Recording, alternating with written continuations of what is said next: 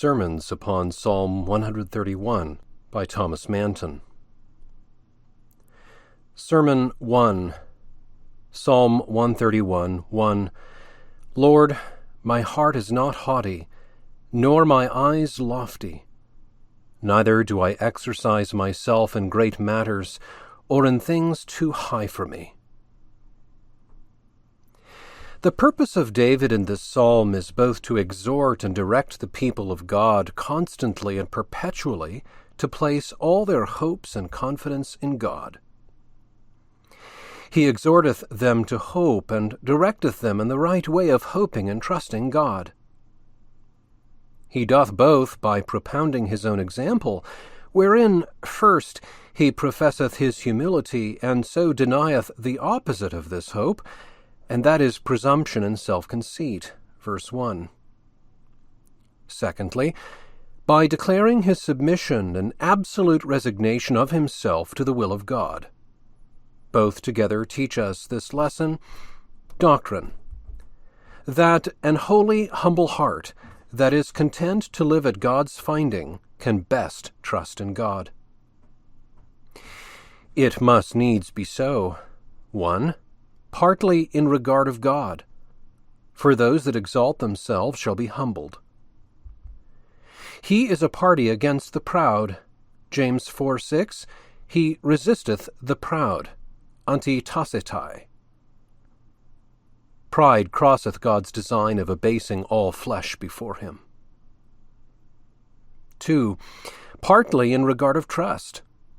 Pride and self-conceit are contrary to trust, to the very nature of it, for it is in humble dependence upon God for all. Zephaniah 3:12, I will leave an afflicted and poor people, and they shall trust in the name of the Lord.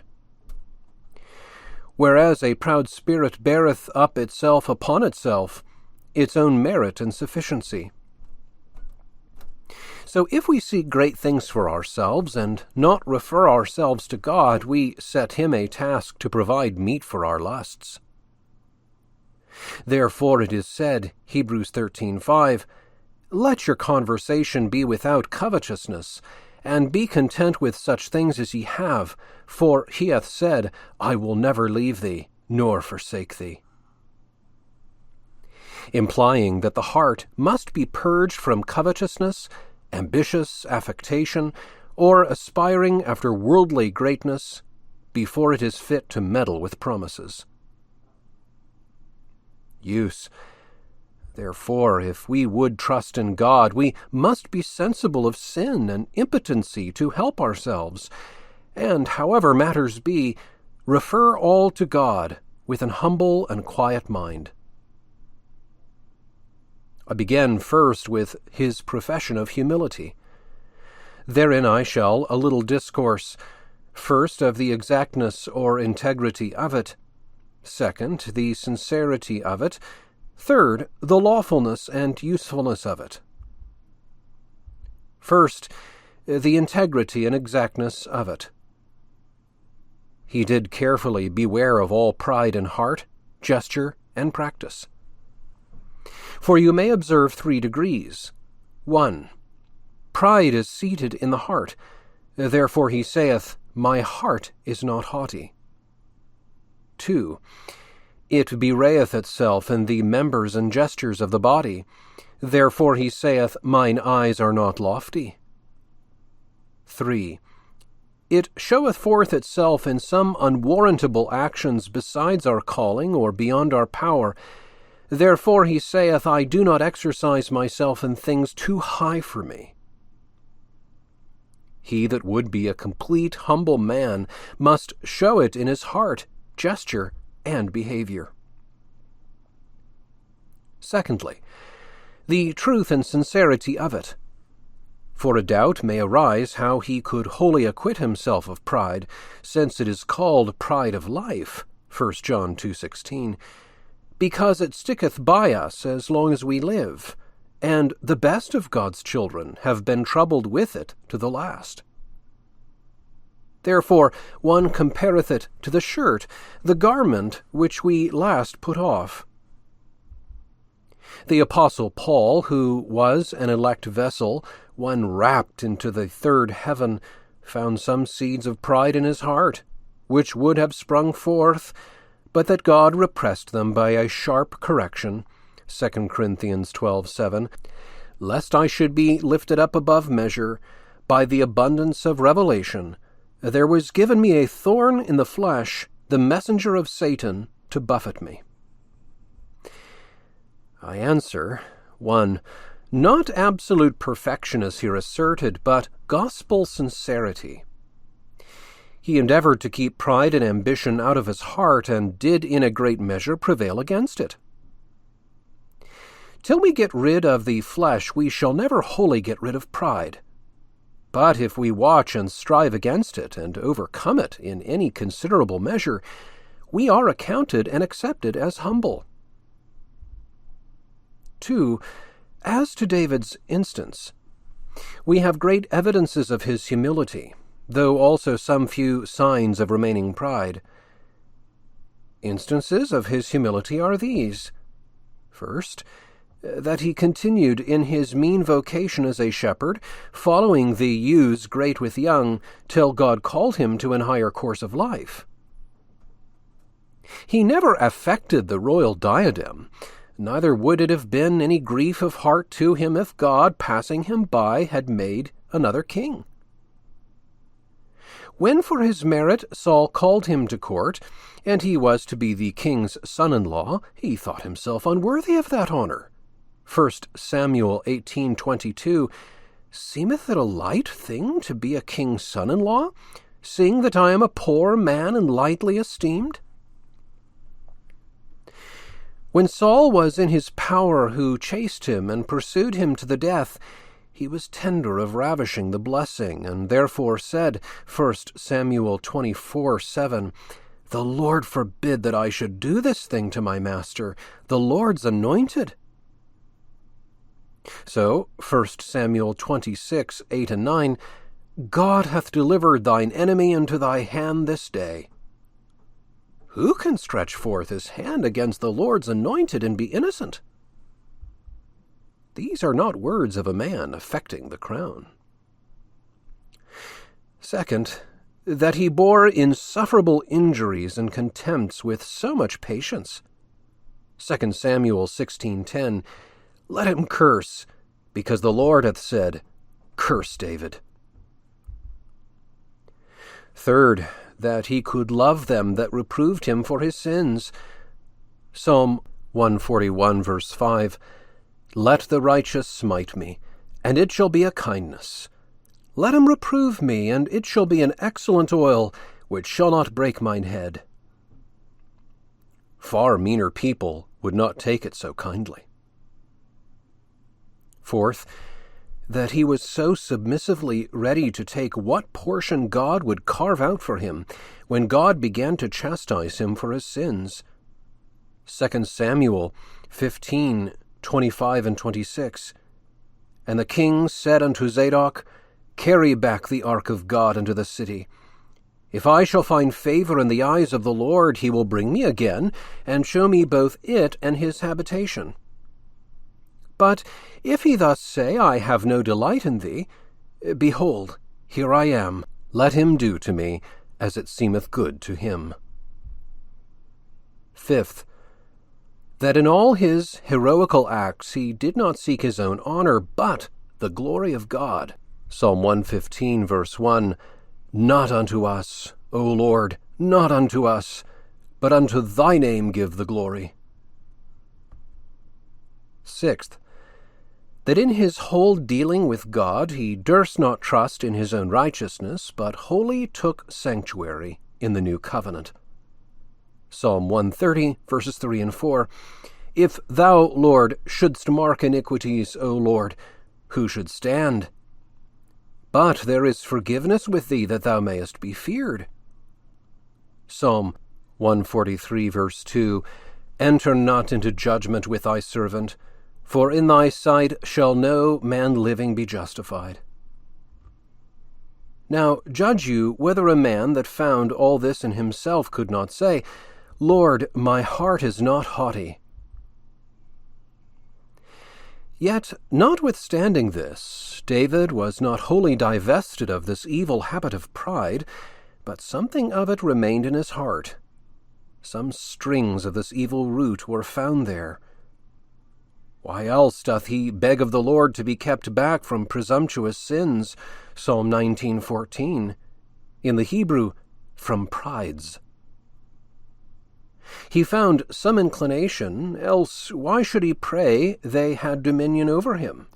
So when the people all about were subdued by him, he began to be drunk with worldly prosperity. Psalm 30, verse 6, In my prosperity I said, I shall never be moved. Again, no man can deny but that his heart was lifted up with pride when he caused the people to be numbered from Dan to Beersheba, that he might know what a mighty king he was. 2 Samuel 24, verse 2, which vainglory of his cost him and the people dear. Yet, notwithstanding all these remnants of pride, he doth and might say, Lord, my heart is not haughty. 3. Therefore I add, for the truth of his plea he appealeth to God, and from all those that are affected like David, God will accept of the appeal. First, he could in truth of heart appeal to God. Lord, my heart is not haughty. He appealeth to him who knoweth all things. Lord, from whom nothing is hid, thou knowest that this is the very disposition of my soul. If I have anything, it is from thee. It is thy providence which brought me from following the ewes great with young to feed and govern thy people. Such an holy man would not rashly invoke God and take his holy name in vain, but, knowing his integrity, durst call God to witness. The saints are wont to do so upon like occasions, as Peter, John 21:17, Lord, thou knowest all things, thou knowest that I love thee.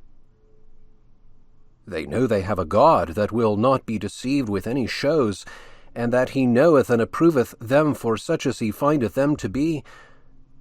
So Job doth in the sincerity of his heart appeal to God, Behold, my witness is in heaven, and my record is on high. Job 16:19. So Jeremiah, chapter 17, verse 16, I have not desired the evil day, Lord, thou knowest.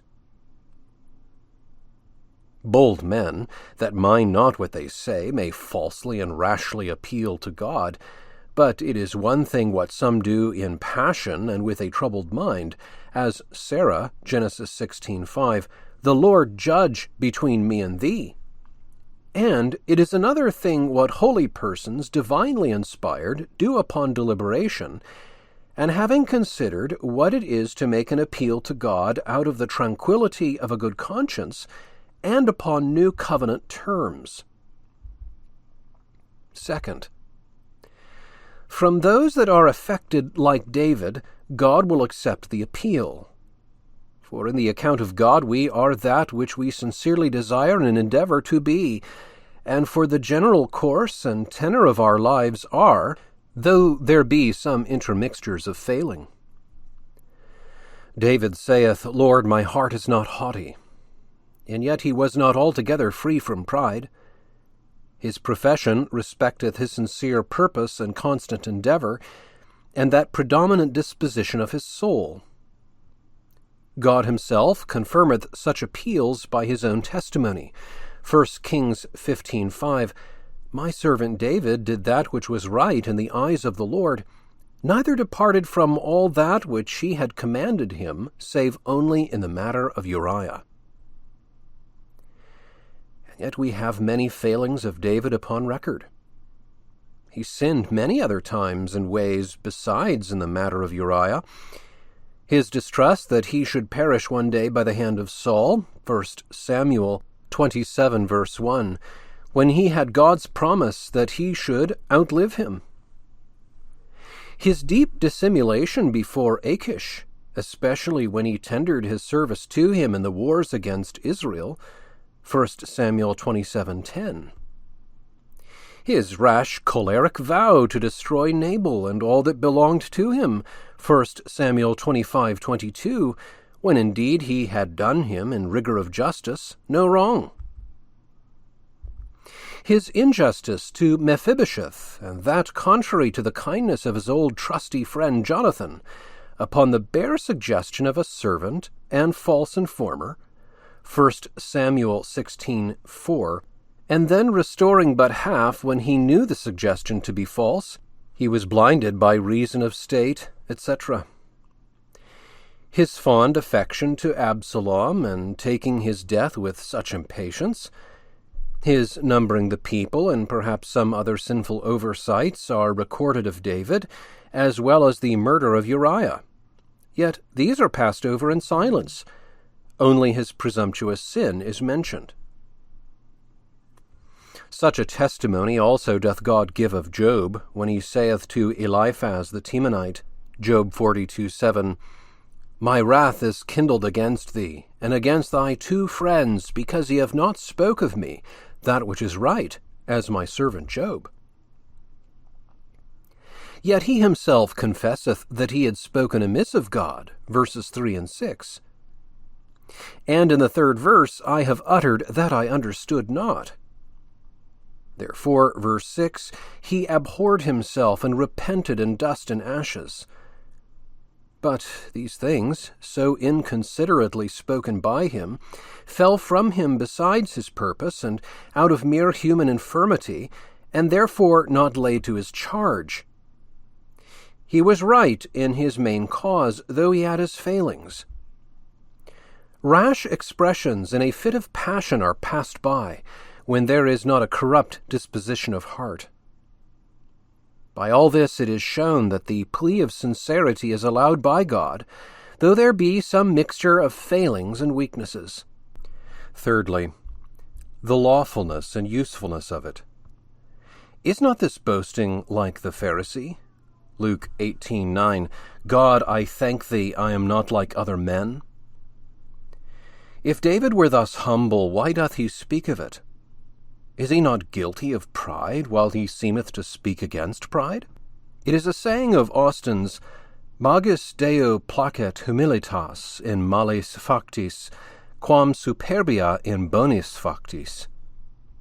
Humility in bad actions is more pleasing to God than pride in good actions.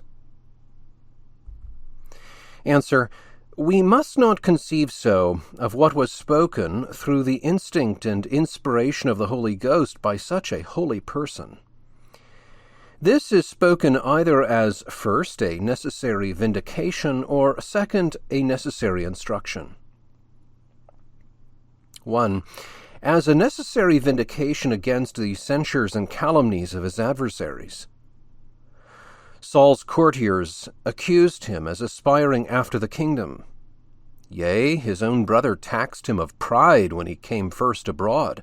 1 Samuel 17:28, I know thy pride, and the naughtiness of thine heart, for thou art come down to see the battle. If his brother would calumniate his actions, much more might others. Now it is for the honor of God that his children, as they would not commit a fault, so they should not be under the suspicion of it. Therefore he appealeth to God. 2. A necessary instruction. For whatsoever David said or wrote here, he said or wrote by the instinct of the Holy Ghost, that Israel may learn how to hope in God. Now herein David is a notable pattern of duty, both to superiors and inferiors. First, to superiors. God had required in his law that when he had given them a king, their hearts were not to be lifted up above their brethren. Deuteronomy 17:20. If any might seem to have cause to be lifted up, David much more. He was famous for notable exploits and heroical actions. He had vanquished the lion and the bear, vanquished Goliath, the great champion of the Philistines, waged great wars, and always returned a conqueror. If these things had been done by others, how would they vaunt themselves and be puffed up with the thoughts of their own excellency? We see how mean people, upon far lighter occasions, are wont to boast. Second, to meaner people. If so great and powerful a king had neither an haughty heart, nor lofty eyes, nor high presumptions, surely they should be ashamed to be proud of lesser enjoyments and poor trifling actions. As a pattern and instance of the power of grace. The grace of God is able to keep a man humble and lowly in any degree of excellency. David, a rich, powerful king, a mighty conqueror, can appeal to God and say, "Lord, my heart is not haughty." Vain man hath much ado to keep down his heart, if conscious to any excellency, real or supposed. If wise, learned, honorable, rich. But though with man it is impossible, with God all things are possible. Let me now come to the points. Time will only give leave to insist on the first clause, "Lord, my heart is not haughty." Thence observe two things. First, that those that have any dealing with God should be able to plead that they are not proud and haughty. Secondly, if we would root out and remove pride from us, we must begin first with the heart. First, they should be far from pride that would have any dealing with God. Reasons. 1. Because God is a great enemy to pride, and his word hath sufficiently declared how ill he is pleased with it. See Psalm 138, verse 6. Though the Lord be high, yet he hath respect unto the lowly, but the proud he knoweth afar off. God is far exalted above all creatures, and it is an abasement to him to take notice of man or angel.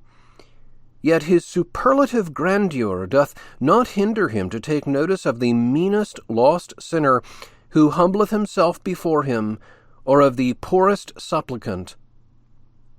But with the proud he will have no communion, but proceed most severely with them. So James 4:6, God resisteth the proud and giveth grace to the humble. Proverbs 6:16 and 17, These 6 things are an abomination to the Lord, yea, 7 things doth the Lord hate, a proud look, a lying tongue, etc. All these places, and many more, do show that this is an hateful sin to God. Now, what is hateful to God should not be lovely to us. See Proverbs 8:13, The fear of the Lord is to hate evil. Eadem vele et nole, etc. We must will and nill the same things, if we would live in amity and friendship with God. 2. In the course of his providence, the Lord opposeth himself to them that lift up themselves, and giveth his grace and favour to them that abase themselves. So that his providence declareth his hatred as well as his word.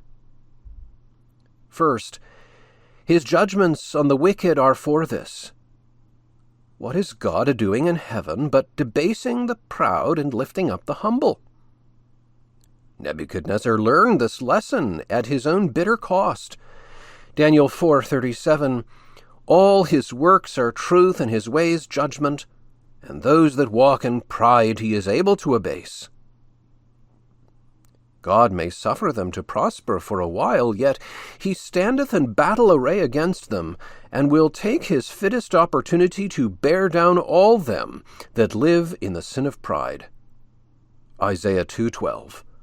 The day of the Lord of hosts shall be upon every one that is proud and lofty, and upon every one that is lifted up, and he shall be brought low. The humble need not be afraid of his power, majesty, and wrath, but the proud shall not escape the effects thereof. In short, God hath an especial quarrel against proud persons, and hath special knowledge of them, and will find them out and bring them low. Second, his sharp corrections on his people. One special reason of his smart discipline is to correct pride or prevent pride. Job 33:17, that he may withdraw man from his purpose and hide pride from man. When God seeth his servants to be in danger of being lifted up, he provideth a sharp cure. Paul's thorn in the flesh was that he might not be exalted above measure. God will keep them low that will not keep their hearts low. Sometimes by sore sickness, sometimes by bitter reproaches, sometimes by disgraceful sufferings, yea, sometimes by some scandalous and grievous fall. Third, consider the reasons why the Lord hateth it so, and sets himself against it. 1. It is a sin in most direct opposition to God, and therefore God standeth in most direct opposition to it. It usurpeth his honour and glory, and sets self as an idol in his place, as if we had the power of our own affairs, and all esteem were due to us. The prince of Tyre is charged with setting his heart as the heart of God, Ezekiel 28:2. Though we do not say it openly by so many explicit thoughts and words, we say it implicitly by secretly arrogating to ourselves glory and honor, or seeking to ourselves our own esteem and advancement in all that we do. This is like Reuben, who went into his father's bed. God is the first cause and last end. We have all from God and for God, not from ourselves, nor for ourselves. 2. Because it is cross to his design, especially in the gospel, wherein his grace is offered to the humble and penitent and broken-hearted, that no flesh might glory in his presence. 1 Corinthians 1:29-31. God's design is to abase all flesh before him, that the glory may redound to him alone. 3. It is an imitation of the devil, God's great enemy and ours, who fell by pride and affectation of divine honor, and is the proudest creature and most discontented with his condition. 1 Timothy 3:6. The apostle would not have a novice ordained, lest he fall into the condemnation of the devil. That is, lest so great dignity suddenly bestowed upon him may tempt him to pride and vanity, and so bring the same ruin upon himself that fell upon the devil, who was tempted in like manner by that glorious condition wherein he was created, and for his pride was cast out of heaven into the torments of hell. 4. It is a contradiction to the Lord Christ, who, being in the form of God, thought it no robbery to be equal with God, and humbled himself, and made himself of no reputation. Philippians 2:6-7. Was not thrust down for robbery and usurpation, but came down and lived a poor and mean life, that he might become a pattern and an example to us. Matthew 11:29. Learn of me, for I am meek and lowly in heart. He went not before us in a life of pomp and ease and worldly glory, but meanness and abasement. 5. It is an unreasonable sin. How vain are all those things for which the hearts of men are wont to be puffed up. Usually pride feedeth upon empty shadows, and if any seem to arise out of any true worth and excellency, it is rather supposed and imaginary than really existing in us. What? Are men proud of birth? Were not all our ancestors conceived and born in sin? And is not all blood of a color? When the Jews were proud of their stock, The Lord telleth them, their father was an Amorite, and their mother an Hittite. Ezekiel 16:2. Is it for our greatness and dignity? Which, though it be never so great, will not warrant our pride. For our best estate is but vanity, brittle when it is brightest. Psalm 39:9. We shall not long continue what we are, but death will level us with others. Psalm 49:10-12. And others will tread upon our graves as we do upon the graves of our ancestors, who enjoyed the same honors before us. What is it we are proud of? Acuteness of wit and singular erudition and learning? If it be not sanctified, our understanding will be our ruin.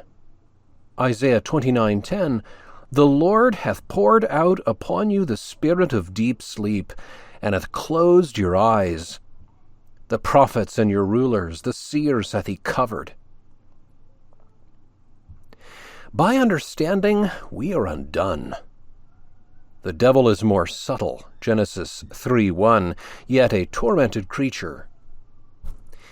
If it be sanctified, we shall see more cause to be humble than lifted up. Is it our riches we are proud of? 1 Timothy 6:17, Charge them that are rich in this world, that they be not high-minded, nor trust in uncertain riches, but in the living God. Who would trust in such an uncertain thing, without a man, no more to us than rich trappings to an horse? Is it for grace? To whom is the glory due, to thee or God? 1 Corinthians 4:7. Who maketh thee to differ from another, and what hast thou that thou didst not receive? Now if thou didst receive it, why dost thou glory as if thou hadst not received it? Will you rob God to put the crown upon your own head? What a suspicion do you bring upon your gifts and graces if you are proud of them, that they are rather common than saving? 1 Corinthians 8, verses 1 and 2, rather supposed and imaginary than real. Galatians 6:3, If any man think himself to be something when he is nothing, he deceiveth himself. Usually common gifts and common graces are of a more swelling nature. 6. Because of the mischiefs of pride, what was the bane of our first parents and the whole world of mankind but pride? What hath divided the church and tore it in so many factions but pride?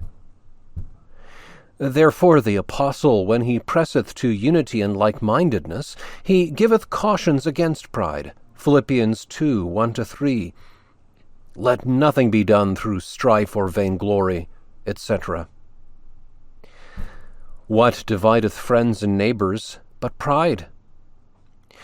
Only by pride cometh contention, saith Solomon. Proverbs 13:9. They that have a proud heart envy superiors, contend with equals, disdain inferiors. They would shine alone in the earth. Why did Miriam and Aaron rise up against Moses, the meekest man upon earth? Nothing but their pride. Numbers 18:2. Yea, was not this the cause of contention among the apostles themselves? They strove who should be greatest. Therefore Christ telleth them, Matthew 18:1-3, Except ye be converted, and become as little children, ye cannot be my disciples. Use.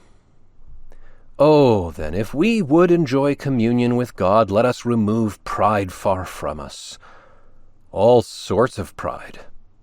First, there is a pride which consists in impenitency and disobedience, which maketh us slight the great business of reconciliation with God through Christ. Psalm 10:4, The wicked, through the pride of his countenance, will not seek after God, and also neglect the clearest and most necessary duties, which the word of God recommendeth to us. Nehemiah 9:16, Our fathers dealt proudly, and hardened their necks, and hearkened not to thy commandments. Verse 29. They dealt proudly and sinned against thee. What is pride, if this be not to contest and enter into the lists with God, and to set up our wills against the will of our Creator? Second, there is a pride which showeth itself by swelling against God's providence, entertaining mercies with disdain, crosses with anger. It venteth itself by unthankfulness for his mercies. 2 Chronicles 32, 25 and 26. Hezekiah rendered not again according to the benefit done unto him, for his heart was lifted up. Therefore there was wrath upon him, etc. Or slighting mercies. Malachi 1:2. I have loved you, saith the Lord.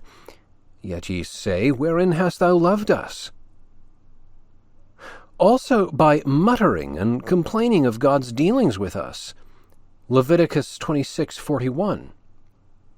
Now, opposite to this, a Christian should always have a mean esteem of himself, flowing from a sense of his own sinfulness.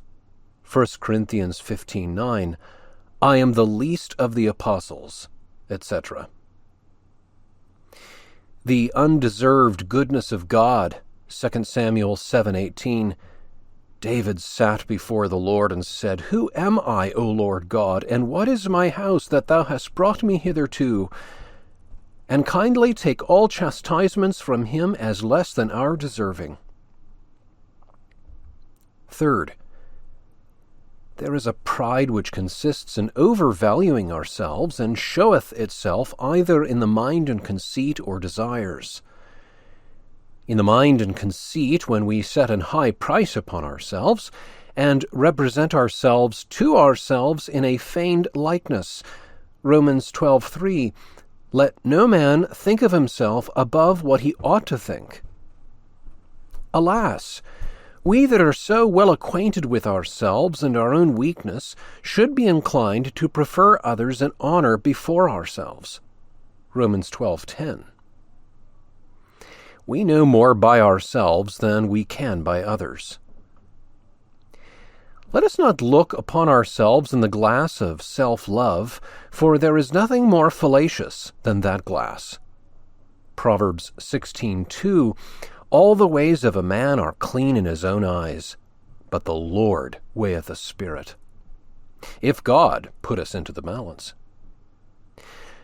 But when we look upon ourselves in the glass of self-conceit, everything seemeth double to what it is, and we think ourselves much wiser and better than we are. On the other part, we should desire no more esteem from others than God alloweth us to have, and not overvalue that neither. 1 Corinthians 4:3, With me it is a very small thing that I should be judged of you or of man's judgment. Elakiston. We should not make too great a matter of other men's thoughts of us. Otherwise, how soon will it be a snare to us? John 5:44, How can ye believe, which receive honor one of another? John 12:42, Among the rulers many believed on him, but because of the Pharisees they did not confess him, lest they should be put out of the synagogue. Lastly, there is another sort of pride, and that is seeking great things for ourselves.